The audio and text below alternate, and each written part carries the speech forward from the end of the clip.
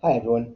I've just returned from the States. It was great to finally get over to the financial services largest global conference, MDRT 2022, this last week. I managed to bring COVID back with me for the first time. I'm now tested negative. But I just wanted to share my top 9 takeaways that are not linked to my mighty profession, but hopefully useful for all business owners. So the week started off last Sunday with Manjit Minhas from Dragon's Den in Canada. She was one of the key speakers.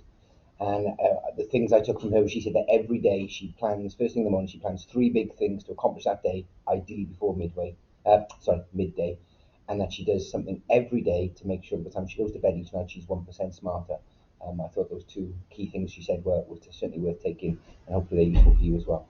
We then had Broadway legend Alton Fitzgerald White. He played Mustafa for something like over 7,000 shows in The Lion King in Broadway. Um, and he said that meditation doesn't have to be sitting still, eyes closed, and gathering your thoughts, which I remember trying meditation a couple of times over the years, and I can't sit still long enough for those 10, 12, 15 minutes to complete the brain. But he did talk about active meditation being just as powerful. So he said, find out what your active meditation is. And as I sat there and thought about it, I realised that mine is things like sitting in the jacuzzi and reading my book, or walking the dog and listening to a podcast. So don't beat yourself up if you can't do that meditation thing. Find out what your active meditation is and embrace it. And we had Alex Banyan, an author and speaker, and he said success and failure are not opposites. They are two sides of the same coin. Unattach yourself from failure and success and just concentrate on growing. I found this fascinating because I do think we judge ourselves on each project or each task as success or failure.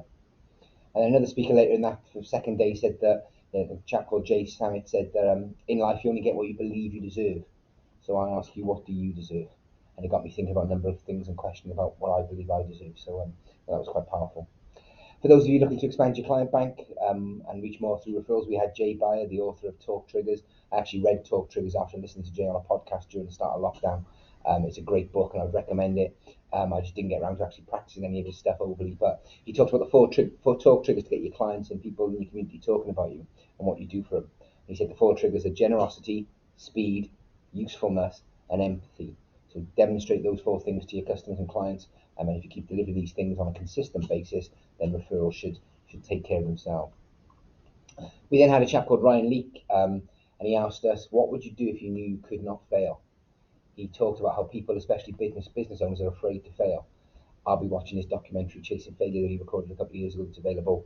I haven't looked for it yet. I'll let you know how I get on. But he told a fascinating story about how he set himself up to fail, but the journey he took himself on and the viewers on was sounds like it was massive. But if you knew you couldn't fail, what would you try? Then try it anyway. We then had speaker and author Ryan Avery, and he spoke to us before then going to hospital later that day.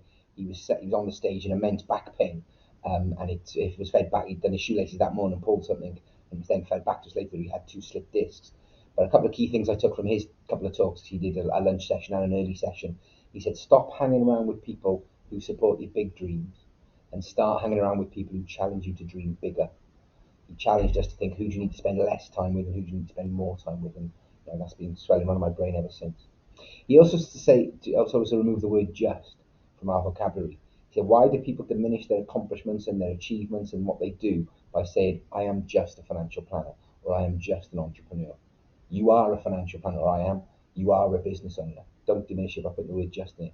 I just passed this exam. I just did this bit of business. Be proud of your this and your that. Remove the word just. You did this, you did that, I did this, I did that. I thought that was quite powerful. And the final thing I'll leave you with is Ryan also said that a leader will manage, but the leader will motivate. Which one are you? So we asked us the question if we are just a leader or if we are the leader in our business, in our profession, in our community.